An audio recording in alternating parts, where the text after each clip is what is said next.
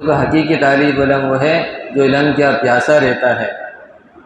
علامہ ابن تیمیہ رحمۃ اللہ علیہ کے جو ہے زمانے میں حاکم وقت نے کسی بات پر فتویٰ مانگا تو علامہ ابن تیمیہ رحمۃ اللہ علیہ نے فتویٰ دینے سے انکار کر دیا، تو حاکم وقت نے جو ہے ان کو جیل میں ڈالا۔ تو پھر ایک نوجوان جو ہے وہ روتا ہوا حاکم وقت کے پاس آیا اور وہ بڑا نورانی چہرے والا تھا، اس کے چہرے سے معلوم ہو رہا تھا یہ کوئی طالب علم ہے۔ اب اس نے جو ہے رونا دھونا شروع کر دیا۔ جس آدمی نے دیکھا تو اس کے چہرے کو دیکھا تو پہچان لیا کہ یہ طالب علم ہے جس کے چہرے پر حاکم وقت نے کہا کہ بھئی آپ روتے کیوں ہو، آپ کی کیا بات ہے، کیا فریاد ہے، آپ ذرا بیان کریں۔ تو اس طالب علم نے کہا کہ حضرت مجھے جو ہے جیل میں ڈال دیں۔ بھائی جیل میں کیوں ڈال دیں؟ کہ اس لیے کہ میرے استاد محترم علامہ ابن تیمیہ رحمۃ اللہ علیہ جیل کے اندر ہے، اور وہ جیل میں جب سے جیل میں ہے میرے سبق کا ناغہ ہو رہا ہے۔ میں جو ہے جیل کی مصیبتیں مشقتیں تو برداشت کر سکتا ہوں لیکن سبق کا ناغہ برداشت نہیں کر سکتا، تو لہٰذا آپ مجھے بھی جو ہے وہ جیل میں ڈال دیں تاکہ میں اپنے استاد کے پاس رہ کر استاد کی خدمت بھی کروں اور جیل کے اندر علم بھی حاصل کروں۔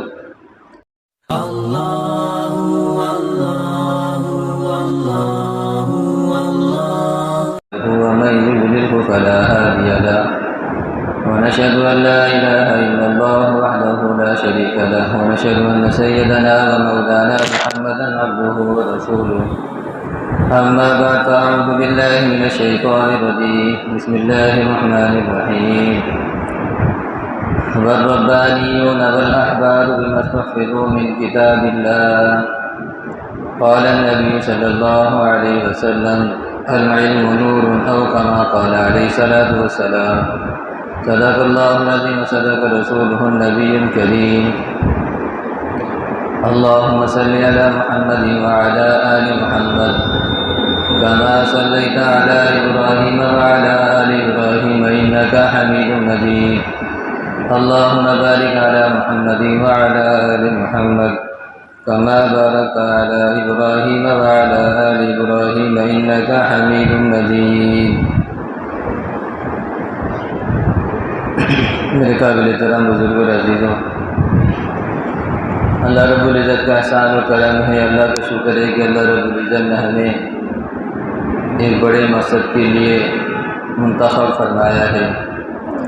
والربانیون والاحبار بما استحفظوا من کتاب اللہ، آپ لوگ وہ ہو کہ جن کو علماء کرام کو اور اللہ والوں کو اللہ رب العزت نے قرآن اور حدیث کی حفاظت کے لیے منتخب کیا ہے۔ العلم نور، علم جو ہے وہ اللہ کا نور ہے، علم جو ہے وہ اللہ تعالیٰ کا نور ہے۔ یہ علم کا نور اللہ رب العزت نے حضرات انبیاء علیہ السلام کو دنیا میں دے کر بھیجا۔ تو انبیاء کرام یہ علم کا نور لے کر جو ہے وہ دنیا کے اندر آئے اور پھر اس علم کے نور کو دنیا میں پھیلایا، اور جن لوگوں نے حضرات انبیاء علیہ السلام کی صحبت میں رہ کر یہ علم کا نور حاصل کیا وہ لوگ کامیاب ہو گئے۔ پھر یہ علم کا نور جو ہے وہ آہستہ آہستہ جو ہے مدارس کی صورت میں آپ حضرات کے پاس پہنچا ہے، اور آپ حضرات اس علم کے نور کو حاصل کر رہے ہو، اور آپ لوگ وہ خوش قسمت لوگ ہو جن کے بارے میں اللہ رب العزت نے فرمایا کہ ثم اورثنا الکتاب الذین اصطفینا، جن لوگوں کو ہم کتاب کے لیے چنتے ہیں وہ اللہ تعالیٰ کے مقدم بندے ہیں۔ تو اللہ رب العزت نے آپ لوگوں کو جو ہے کتاب کی حفاظت کے لیے منتخب فرمایا، قرآن اور حدیث کی حفاظت کے لیے چنا ہے، یا آپ بڑے خوش قسمت لوگ ہو، اور آپ حضرت طالب علم ہو، علم کے طالب علم۔ علم کا طالب علم کسے کہتے ہیں؟ طالب علم اس نوجوان اور بوڑھے کو کہتے ہیں جو علم کا جو ہے پیاسا ہو، جو علم کا پیاسا ہو، یعنی سبق کے اندر استاد کے سامنے ایسے بیٹھتا ہے کہ جیسے ہی استاد کوئی بات کہتا ہے فوراً اس کو محفوظ کر لیتا ہے، اپنے دل و دماغ کے اندر اس کو محفوظ کر لیتا ہے۔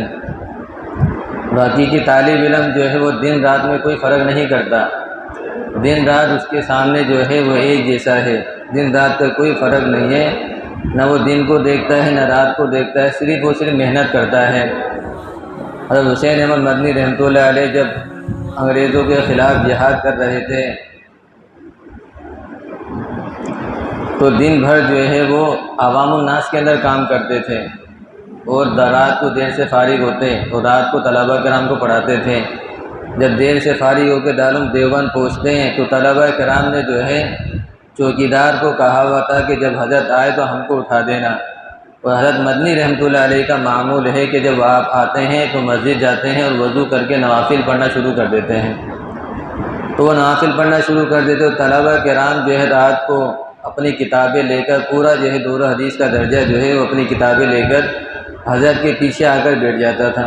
جب حضرت نوافل سے فارغ ہوتے ہیں تو سبق پڑھانا شروع کر دیتے ہیں۔ تو نہ دن دیکھتے تھے نہ رات دیکھتے تھے، بلکہ جو ہے وہ علم کی طلب میں جو ہے انہوں نے دن رات جو ہے وہ ایک جیسا کر دیا تھا۔ تو میرا بھی دوستوں کا حقیقی طالب علم وہ ہے جو علم کا پیاسا رہتا ہے۔ علامہ ابن تیمیہ رحمۃ اللہ علیہ کے جو ہے زمانے میں حاکم وقت نے کسی بات پر فتویٰ مانگا تو علامہ ابن تیمیہ رحمۃ اللہ علیہ نے فتویٰ دینے سے انکار کر دیا، تو حاکم وقت نے جو ہے ان کو جیل میں ڈال دیا۔ جب جیل میں ڈالا تو پھر ایک نوجوان جو ہے وہ روتا ہوا حاکم وقت کے پاس آیا، اور وہ بڑا نورانی چہرے والا تھا، اس کے چہرے سے معلوم ہو رہا تھا یہ کوئی طالب علم ہے۔ اب اس نے جو ہے رونا دھونا شروع کر دیا۔ جس آدمی نے دیکھا تو اس کے چہرے کو دیکھا تو پہچان لیا کہ یہ طالب علم ہے جس کے چہرے پر نور ہے۔ اب حاکم وقت نے کہا کہ بھئی آپ روتے کیوں ہو، آپ کی کیا بات ہے، کیا فریاد ہے، آپ ذرا بیان کریں۔ تو اس طالب علم نے کہا کہ حضرت مجھے جو ہے جیل میں ڈال دیں۔ بھائی جیل میں کیوں ڈال دیں؟ کہ اس لیے کہ میرے استاد محترم علامہ ابن تیمیہ رحمۃ اللہ علیہ جیل کے اندر ہے، اور وہ جیل میں جب سے جیل میں ہے میرے سبق کا ناغہ ہو رہا ہے۔ میں جو ہے جیل کی مصیبتیں مشقتیں تو برداشت کر سکتا ہوں، لیکن سبق کا ناغہ برداشت نہیں کر سکتا، تو لہٰذا آپ مجھے بھی جو ہے وہ جیل میں ڈال دیں تاکہ میں اپنے استاد کے پاس رہ کر استاد کی خدمت بھی کروں اور جیل کے اندر علم بھی حاصل کروں۔ تو یہ تھے علم کے پیاسے۔ اسی طریقے سے جو ہے وہ شاہ عبد القادر رائے رحمۃ اللہ علیہ، عبد القادر رائے پوری رحمۃ اللہ علیہ کہ جو ہے دارالعلوم دیوبند ایسے وقت میں پہنچے جب مدرسے کے داخلے بند ہو چکے تھے، تاکہ مجھے جو ہے وہ داخلہ چاہیے۔ مدرسے والوں نے کہا کہ وہ داخلے تو بند ہو چکے ہیں، اب جو ہے داخلے کی گنجائش نہیں ہے، بھائی مجھے تو داخلہ چاہیے۔ تو بھائی ہمارے یہاں پہ یہ ترتیب ہے جو ہے طلباء کا جو ہمارے یہاں پر کوئی باورچی خانہ نہیں ہے، نہ کوئی باورچی ہے۔ ہمارے طلباء کا کھانا تو جو ہے باہر سے آتا ہے، جب باہر کے لوگ طلباء کرام کی ذمہ داری اٹھا لیتے ہیں، اور طلباء کرام کی ایک تعداد ہے، اور جب تعداد پوری ہو جاتی ہے تو ہم داخلے بند کر دیتے ہیں۔ سمجھ میں آ رہی ہے بات؟ جب طلباء کے کھانے کی تعداد پوری ہو جاتی ہے تو ہم جو ہے داخلے بند کر دیتے ہیں۔ حضرت شاہ عبد القادر رحمۃ اللہ علیہ رائے پوری نے کہا کہ اگر میں اپنے کھانے کی ذمہ داری خود لے لوں تو کیا مجھے جو ہے وہ داخلہ مل جائے گا؟ تو مدرسہ والوں نے کہا ٹھیک ہے، اگر آپ خود ذمہ داری لے لیتے ہیں تو بھی ٹھیک ہے، کوئی بات نہیں، اور ٹھیک ہے میرے کھانے کی ذمہ داری میرے اپنے اوپر ہے۔ وہ داخلہ مل گیا، اور دن بھر جو ہے پڑھائی کرتے پڑھتے جب رات ہوتی طلباء کرام سو جاتے ہیں تو پھر جو ہے استاد کی اجازت سے جو ہے مدرسے سے باہر جاتے ہیں۔ گاؤں میں جو ہے وہ پھل والے کی 2-3 دکانیں تھیں، فروٹ کی، سبزی کی، وہ بند ہو جاتی۔ ان دکانوں کے باہر جاتے دیکھتے جو ہے وہ آم کے چھلکے ہیں، کیلے کے چھلکے، تربوز کے چھلکے وغیرہ ہوتے ہیں، کوئی سبزی وغیرہ ہوتی تو اس کو اٹھا کر لے آتے اور دھو کے جو ہے اس کو کھا لیتے ہیں، دھو کر اس کو کھا لیتے، اور یہ جو ہے پورے دن کا ان کا کھانا ہو جاتا، اور دن بھر جو ہے وہ تعلیم حاصل کرتے ہیں۔ تو ہمارے اکابر نے اس طریقے سے جو ہے علم حاصل کیا، جب انہوں نے ایسا مجاہدہ محنت مشقت کے ساتھ علم حاصل کیا تو اللہ رب العزت نے ان کو کیسا بنایا کہ آج ان کو لوگ جانتے ہیں۔ شاہ عبد القادر رائے پوری رحمۃ اللہ علیہ بہت بڑے اللہ والے تھے، بزرگ تھے۔ تو ہمارے اسلاف نے اس طریقے سے محنت کے ساتھ جو ہے وہ کامیابی علم حاصل کیا ہے۔ امام مالک رحمۃ اللہ علیہ، امام شافعی رحمۃ اللہ علیہ فرماتے ہیں کہ جب میں مسجد نبی میں پہنچا تو میں نے جو ہے ایک نوجوان کو دیکھا، بڑے خوبصورت لمبے نوجوان کو دیکھا کہ جو ہے مسجد نبی میں ہے، اور اس نے تھوڑی دیر کے بعد لوگ جمع ہوئے اور قال اللہ قال رسول کا جو ہے درس دینا شروع کر دیا۔ میں نے سمجھا کہ یہی امام مالک رحمۃ اللہ علیہ ہے، اور جو ہے طلباء بھی بیٹھے ہوئے ہیں۔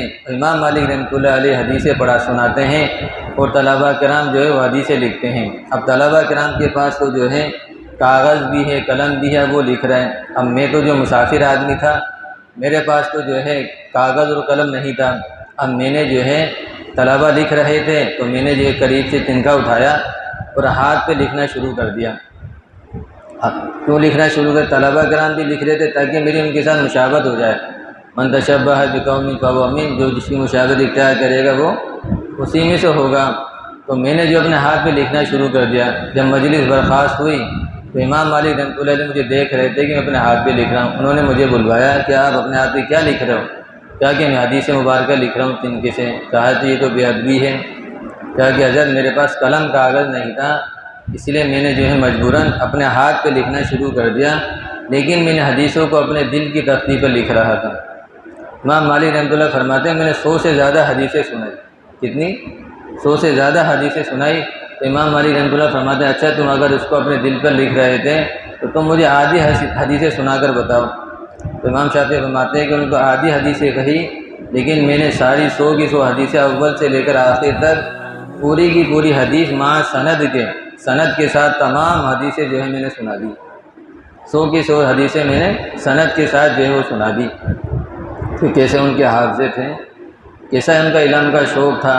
حافظے بھی کبھی ہوتے جب آدمی گناہ سے بچتا ہے، نافرمانی سے بچتا ہے اور اس کے اندر علم کا شوق ہوتا ہے، تو ابھی ایک ہی مجلس کے اندر 100 سے زیادہ حدیثیں یاد جو ہے سن کر صرف یاد کر لیے۔ تو یہ تھی علم کی سچی طلب۔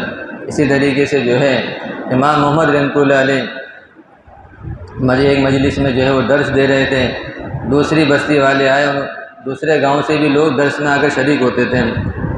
تو گاؤں والوں نے کہا کہ حضرت ہماری بستی میں بھی آ کر جو ہے وہ درس دیں۔ حضرت نے کہا کہ میرے پاس تو اتنا ٹائم نہیں ہے آنے جانے کا۔ تو کہا کہ حضرت ہم آپ کے لیے سواری کا انتظام کرتے ہیں، جیسے ہی آپ کا درس ختم ہوگا آپ سواری پر بیٹھ کر ہمارے گاؤں تشریف لے آنا، آپ کا پیدل آنے جانے میں جو وقت ختم ہوگا لگے گا نا وہ سواری کی وجہ سے بچ جائے گا۔ تو ضرور ٹھیک ہے۔ اب جیسے درس ختم ہوتا ہے سواری پر بیٹھ کے دوسرے گاؤں میں پہنچ جاتے ہیں۔ اب یہ اس زمانے کی بات ہے جب امام شافعی رحمۃ اللہ علیہ بھی جو علم حاصل کر رہے تھے، تو امام شافعی رحمۃ اللہ علیہ نے امام محمد سے کو دیکھا کہ وہ جو ہے علم کا درس دیتے ہیں، تو ان سے درخواست کی کہ حضرت مجھے بھی کچھ پڑھا دیا کریں۔ تو امام محمد رحمۃ اللہ علیہ نے کہا کہ بھائی میرے پاس تو ٹائم نہیں ہے، آپ ٹائم بتاؤ میں کس وقت ٹائم دوں، مجھے یہاں پڑھانا ہوتا ہے، یہاں درس یہاں پر درس، آپ کو کس وقت ٹائم دوں؟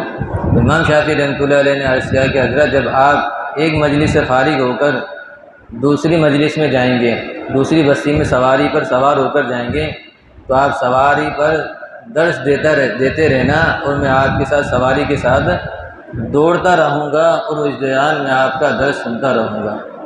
کیسے اکابرین تھے کہ جو ہے وہ دوڑتے ہوئے جو ہے چلتے ہوئے جو ہے وہ درس سن رہے ہیں، سبق سن رہے ہیں تاکہ علم کی پیاس بجھ جائے۔ میرے عزیز دوستو بزرگوں، علم یہ ایک بہت بڑی دولت ہے، بہت بڑی نعمت ہے۔ تو حقیقی تعلیم علم وہ ہے جو علم کا پیاسا ہوتا ہے، علم میں سچا ہوتا ہے۔ جو علم میں سچا نہیں وہ طالب علم نہیں ہوتا، پھر طالب طعام ہوتا ہے، پھر طالب خواہشات ہوتا ہے۔ شاہ رفیع الدین رحمۃ اللہ علیہ بہت بڑے صوفی اور بزرگ تھے، سنا ہوگا۔ شاہ رفیع الدین رحمۃ اللہ علیہ دارالعلوم دیوبند کے ابتدائی نگران تھے۔ جب وہ نگران بنے تو وہ ایک دفعہ جو ہے وہ کنویں کے اوپر وضو کر رہے تھے، ایک طالب علم جو ہے برتن کے اندر دال لے کر آیا۔ وہ حضرت شاہ رفیع الدین رحمۃ اللہ علیہ کے سامنے دال پیش کی کہ حضرت دیکھو آپ کی نگرانی میں کیسی دال پک رہی ہے، یہ پانی پتلی دال ہے، یہ ایسی دال ہے جس سے وضو کرنا بھی جائز ہے۔ اس نے یہ بات کہی تو وہ جو ہے پیالہ گر گیا، وہ دال نیچے گر گئی، یہ کہہ کر وہ چلا گیا۔ اساتذہ کو پتہ چلا کہ اس طالب علم نے ایسی بات کہی ہے، تو فوراً حضرت شاہ رفیع الدین عثمانی رحمۃ اللہ علیہ کے پاس آئے اور معافی شافی مانگنے لگے کہ حضرت طالب علم کی اتنی جرات کہ آپ کے سامنے جو ایسی بات کہہ دی، حضرت ہم بڑے پشیمان ہیں، نادم ہیں، ہم اس پر آپ سے معذرت کرتے ہیں۔ تو حضرت شاہ رفیع الدین رحمۃ اللہ علیہ نے کہا کہ بھائی پریشان ہونے کی ضرورت نہیں ہے، وہ طالب علم نہیں تھا، وہ طالب علم وہ مدرسے کا طالب علم نہیں ہے۔ تو اساتذہ نے کہا کہ حضرت وہ مدرسے کا طالب علم ہے، تاکہ وہ طالب علم نہیں ہے، تاکہ اس کا نام لکھا ہوا مطبخ میں، باورچی خانے میں کھانے والوں کا نام لکھا ہوا ہوتا ہے نا، تو بولا جا کر دیکھا مطبخ کے رجسٹر میں جو ہے جا کر دیکھا تو اس کا نام لکھا ہوا تھا، تاکہ حضرت کھانے والوں میں اس کا نام لکھا ہوا یہ مدرسے کا طالب علم ہے۔ حضرت نے کہا کہ نہیں۔ اب درسگاہ میں گئے، اب درسگاہ کے جو استاد سے پوچھا، اس نے رجسٹر میں دیکھا تو اس کا نام رجسٹر میں بھی لکھا ہوا تھا۔ کہا کہ حضرت اس کا نام لکھا ہوا ہے۔ کہا کہ نہیں، یہ تو مدرسے کا طالب علم نہیں ہے۔ پھر استاد نے بتایا ہاں اس بچے کا جو ہے رجسٹر میں نام تو لکھا ہوا ہے، لیکن یہ پڑھنے نہیں آتا، یہ پڑھنے نہیں آتا، اور کسی طالب علم سے اس کی دوستی ہو گئی، وہ دوست اس کی حاضری لگوا دیتا ہے، جیسا کہ آج کل بھی ہوتا ہے نا، وہ اس کی کیا کر دیتا ہے، حاضری لگوا دیتا ہے، لیکن یہ آج تک پڑھنے نہیں آیا۔ بولا اچھا۔ تو اساتذہ نے کہا، وہ بڑے پشیمان ہوئے، نادم ہوئے کہ حضرت آپ کا تو طلبہ کرام سے اتنا تعلق نہیں ہے، جان پہچان نہیں ہے، آپ آتے نہیں ہو، آپ نے کیسے پہچان لیا؟ ہم تو طلبہ کے ساتھ رہتے ہیں لیکن ہم نہیں پہچان سکے، آپ نے کیسے پہچان لیا یہ مدرسے کا طالب علم نہیں ہے؟ تو حضرت نے فرمایا کہ اصل بات یہ ہے کہ جب میں نگران بنا تو اس وقت جو ہے میں نے یہ مدرسے کا جو کنواں ہے، اسی کنویں کے اوپر میں نے خواب میں جو ہے نبی کریم صلی اللہ علیہ وسلم کی زیارت کی، اور آپ صلی اللہ علیہ وسلم کے ہاتھ میں جو ایک پانی کا برتن ہے، ایک ڈول ہے، وہ مدرسے کے طالب علم لائن سے کھڑے ہوئے ہیں، ان کے ہاتھ میں برتن ہے، اور نبی کریم صلی اللہ علیہ وسلم اپنے ڈول سے ان برتنوں کے اندر پانی ڈال رہے ہیں، اور میں ان تمام طالب علم کو دیکھ رہا تھا، لیکن اس طالب علم کی لائن کے اندر یہ بچہ مجھے نظر نہیں آیا، یہ بچہ مجھے نظر نہیں آیا، تو اس لیے میں نے پہچان لی کہ یہ مدرسے کا طالب علم نہیں ہے، یہ دال کا طالب علم ہے، یہ کھانے کا طالب علم ہے۔ جو علم کے سچے طالب ہوتے ہیں وہ علم کے اندر ہی مگن رہتے ہیں، انہیں اور چیزوں کی خواہشات نہیں رہتی، اور چیزوں کی فکر نہیں ہوتی، ان کی طلب کیا ہوتی ہے، صرف اور صرف علم حاصل کرنا۔ تو میرا عزیز دوستو بزرگو، اللہ رب العزت کے نزدیک طالب علم کی بڑی شان ہے، بڑی قدر و قیمت ہے۔ حضرت سفیان ثوری رحمۃ اللہ علیہ فرماتے ہیں جب طالب علم کی نیت نیک ہونا، اچھی ہو، تو پھر اس سے بڑھ کر کوئی آدمی نہیں ہے، اس سے افضل کوئی آدمی نہیں ہے، کیونکہ جب اللہ رب العزت عام آدمی سے خوش ہوتے ہیں تو اس کے لیے جنت میں جو ہے وہ ایک شہر بنا دیتے ہیں، ایک شہر نہیں، اس کے لیے ایک محل بنا دیتے ہیں، اور جب طالب علم سے خوش ہوتے تو اللہ تعالیٰ اس کے لیے جنت میں پورا شہر آباد کر دیتے ہیں۔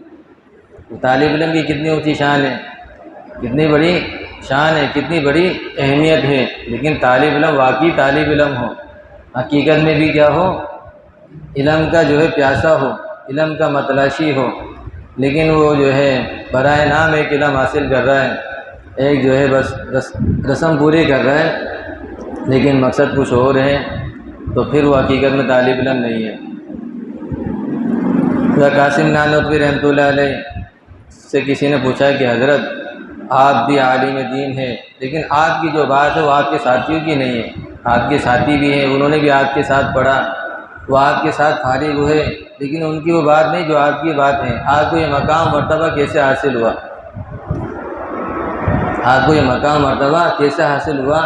فرمایا کہ دوسرے لوگوں نے جو علم حاصل کیا وہ اس وجہ سے حاصل کیا کہ ہمیں قرآن کے حقائق و معارف پتہ چل جائے، قرآن کے حقائق کو جاننے کے لیے، قرآن کے معارف کو جاننے کے لیے ایک یہ بڑا علم حاصل ہو جائے، اور میں نے جو علم حاصل کیا اس لیے کہ اللہ تیرا غلام حاضر ہے، میں جاننا چاہتا ہوں کہ تیرا حکم کیا ہے، تاکہ اس کے مطابق میں اپنی زندگی کو بنا سکوں، میں اپنی زندگی آپ کے احکامات کے مطابق بنا سکوں، آپ کے حضور صلی اللہ علیہ وسلم طریقے کے مطابق جو ہے زندگی کو بنا سکوں۔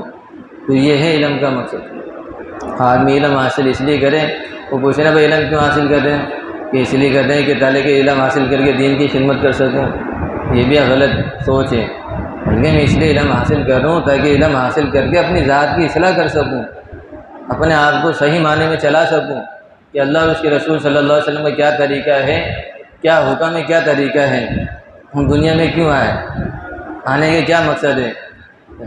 بھئی اس لیے نہیں، دنیا میں اس لیے آئے کیا تاکہ ہم اپنے آپ کو صحیح طریقے سے چلا سکیں۔ وما خلقت الجن والانس الا لیعبدون، اللہ کیا فرماتے ہیں، میں نے انسان اور جنات کو صرف اور صرف اپنی عبادت کے لیے پیدا کیا، اپنی معرفت کے لیے پیدا کیا ہے، تاکہ ہم اللہ رب العزت کی صحیح طریقے سے عبادت کر سکیں، اللہ کو پہچان سکیں اور گناہوں سے نافرمانیوں سے بچ سکیں۔ تو علم حاصل اس نیت سے کیا جائے کہ اللہ ہم سے راضی ہو جائے اور ہم اپنی آپ کو صحیح طریقے سے جو ہے وہ چلا سکیں۔ تو صحیح معنوں کے طالب علم بننا ہے، جو صحیح معنوں میں طالب علم ہوگا تو اللہ رب العزت دنیا اور آخرت کو جو ہے نا اس کے تابع کر دیں گے۔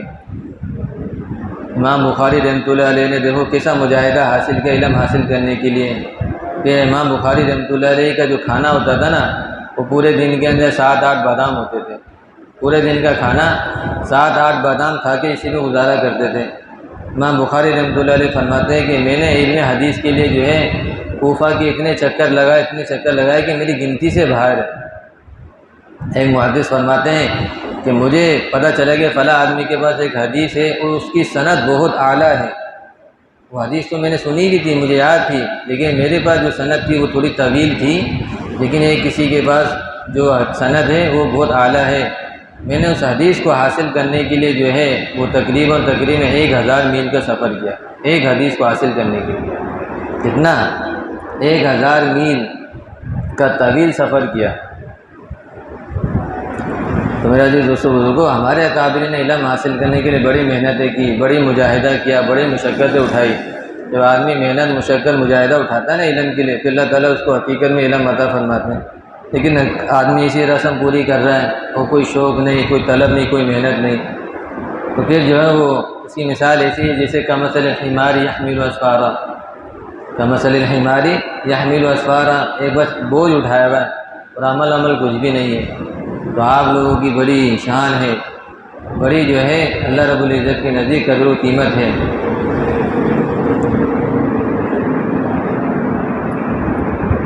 حضرت شاہ ولی اللہ رحمۃ اللہ علیہ کی جو استاد ہے حضرت خواجہ باقی باللہ رحمۃ اللہ علیہ، بہت بڑے بزرگ تھے، اللہ والے تھے۔ اب ان کے سامنے ان کی مریدین نے تعریف کیا، ہمارے شیخ تو ایسے ہیں، ہمارے شیخ کے جو مریدین ہیں ان کو ایسے مقامات حاصل ہیں، ایسے مقامات درجے حاصل ہیں۔ اب حضرت خواجہ باقی باللہ رحمۃ اللہ علیہ کے سامنے مریدین تعریف کر رہے ہیں، اب حضرت خاموش تھے۔ اب ظاہر اپنی تعریف سننے تو اس کو کچھ کہنا چاہیے تھا، لیکن کچھ بھی نہیں کہا جا رہا۔ تو یہ خدا کہ خود پسندی ہے، آدمی اپنی تعریف سے خوش ہو رہا ہے، جیسے ہوتا ہے نا اپنی آدمی بن ٹھن کے دیتا میں ایسا لگوں میں ویسا لگوں، تو حضرت جو ہے وہ خاموش رہے۔ اب اس پر جب بڑے آپ نے جو ہے قاعدہ کلیہ پڑھا ہوگا، جو بڑے لوگ ہوتے ہیں ان کی چھوٹی سی غلطی بھی کیا ہوتی ہے؟ بڑی شمار ہوتی ہے۔ اب جو خواجہ باقی باللہ رحمۃ اللہ علیہ خاموش رہے تو ان کو جو ہے قبض کی کیفیت طاری ہو گئی، اور ایسا قبض ہوا کہ جتنی بھی کیفیات تھی نا وہ سب کی سب ختم ہو گئی۔ اب قبض کی جب کیفیت طاری ہوئی، قبض ہو گیا، تو اب جو ہے بڑے پریشان ہوئے، بڑے روئے، اور جو ہے روتے رہے اللہ تعالیٰ کے سامنے، جو ہے روئے، یا اللہ تعالیٰ یہ میرے کس گناہ کی سزا مجھے پتہ نہیں، اللہ مجھے بتا دیجیے۔ تو فرمایا کہ جو ہے تمہارے سامنے تعریف کی گئی لیکن تم اس کے اوپر خاموش رہے، یہ اس کی سزا ہے۔ بولا اب اس کا عمل کیا ہے، اس کی جو ہے دوا کیا ہے، اس سے نجات کا ذریعہ کیا ہے؟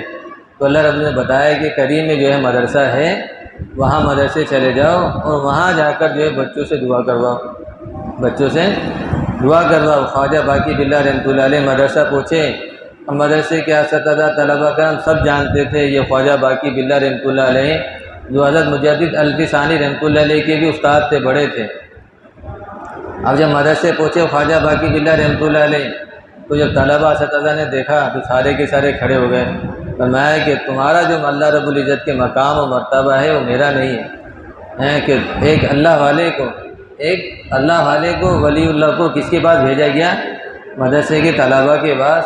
یہ کہ چھوٹے چھوٹے بچے ہیں، یہ علم حاصل کرنے والے، ان کا اللہ رب العزت کے نزدیک بڑا مقام و مرتبہ ہے، کہ جب آدمی علم حاصل کرنے کے لیے گھر سے نکلتا ہے تو فرشتے اس کے پاؤں کے نیچے اپنے پر بچھا دیتے ہیں۔ تو میرے عزیز دوستو بزرگوں، اللہ رب العزت نے بڑی اونچی نسبت سے نوازا ہے، بڑی اونچی نسبت سے۔ جو آدمی اس کی جیسی قدر کرے گا نا، پھر اللہ رب العزت اس کو ایسا مقام و مرتبہ عطا فرمائیں گے۔ اگر آدمی قدر نہیں کرتا، بس اسی علم حاصل کر رہا ہے، ٹھیک ہے علم حاصل ہو جائے گا لیکن علم کا نور حاصل نہیں ہوگا۔ ایک ہے علم نبوت، ایک ہے نور نبوت۔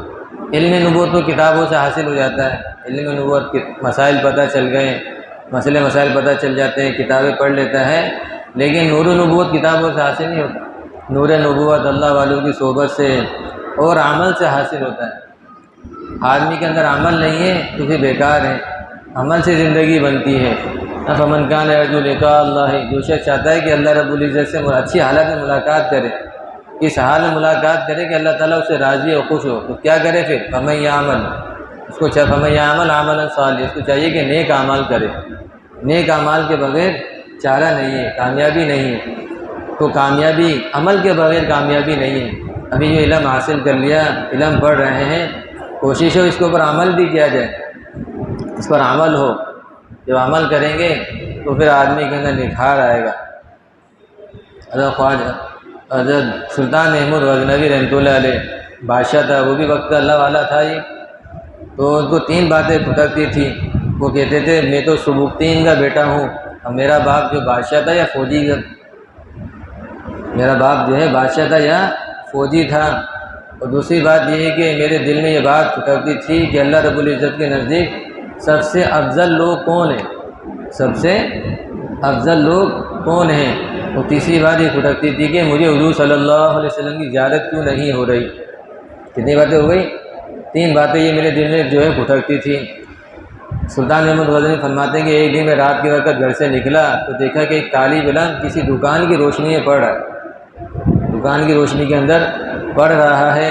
میں نے اس کو کہا کہ بھائی مسجد میں کیوں نہیں پڑھتے؟ کہا کہ وہاں پہ روشنی نہیں ہے، وہاں پہ روشنی نہیں ہے۔ میں نے کہا تم جاؤ، میں تمہارے لیے مسجد میں جو ہے روشنی کا انتظام کرتا ہوں۔ اب جو ہے سلطان محمود غزنوی نے جو ہے طالب علم کے لیے روشنی کا انتظام کیا۔ کیا کیا؟ روشنی کا انتظام کر دیا تاکہ وہ آرام سے پڑھ سکے۔ جب سوئے تو خواب میں جو حضور صلی اللہ علیہ وسلم کی زیارت ہوئی، خواب میں حضور صلی اللہ علیہ وسلم کی زیارت ہوئی اور فرمایا کہ تمہیں مبارک ہو، تم نے جو ہے طالب علم کے لیے جو ہے روشنی کا انتظام کیا۔ اے بادشاہ کے بیٹے، کیا فرمایا؟ اے بادشاہ کے بیٹے تمہیں مبارک ہو کہ تم نے طالب علم کے لیے روشنی کا انتظام کیا۔ تو فرمایا میری تینوں باتیں سے دور ہو گئی۔ تو کیا فرمایا؟ خواہ میں بادشاہ کے بیٹے، تو میں بادشاہ کا بیٹا ہوں۔ اور دوسرا میں کیا کہتا تھا کہ اللہ کے نزدیک سب سے اونچا مقام کس کا ہے؟ تو پتہ چل گیا سب سے اونچا افضل مقام کس کا ہے؟ کس کا ہے؟ طالب علم کا مقام ہے۔ اللہ کے نزدیک سب سے افضل لوگ علم حاصل کرنے والے ہیں۔ اور جو ہے اس کی برکت سے، طلباء کی برکت سے، طالب علم کی برکت سے جو ہے مجھے حضور صلی اللہ علیہ وسلم کی زیارت بھی ہو گئی۔ میرے عزیز دوستو، وضو کو علم کسی چیز ہے۔ سفیان ثوری رحمۃ اللہ علیہ فرماتا ہے ہم علم حاصل کرنے کے لیے 2 ساتھیوں کے ساتھ علم حاصل کرنے کے لیے نکلے، کہیں پہنچے، اب علم حاصل کرنے لگے۔ ہمارے پاس جو توشہ تھا کھانا پینا وہ ختم ہو گیا۔ اب جو ہمارے پاس ستو تھا، ستو پانی میں گھول کر اس کو پی لیا کرتے تھے، اور پیٹ کی پیاس آگ بجھ جاتی تھی۔ اب وہ ستو ختم ہو گیا، ہماری پڑھائی ختم ہونے میں 3-4 دن باقی تھے۔ اب جب ستو ختم ہو گیا تو ہم نے کیا کرنا چاہیے؟ تو ہم نے مشورہ یہ ہوا کہ 2 ساتھی جو علم حاصل کریں گے اور ایک ساتھی جو ہے وہ شہر جائے گا، مزدوری کر کے پورے دن کا جو ہے کچھ کھانے پینے کا انتظام کرے گا۔ تو ٹھیک ہے۔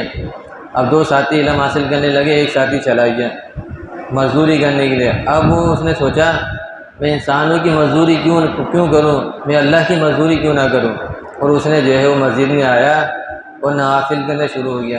نوافل پڑھ کے اللہ رب العزت سے مانگنا شروع کر دیا، یا اللہ ہم علم حاصل کرنے کے لیے نکلے، یا اللہ ہمارے رزق کا انتظام فرما۔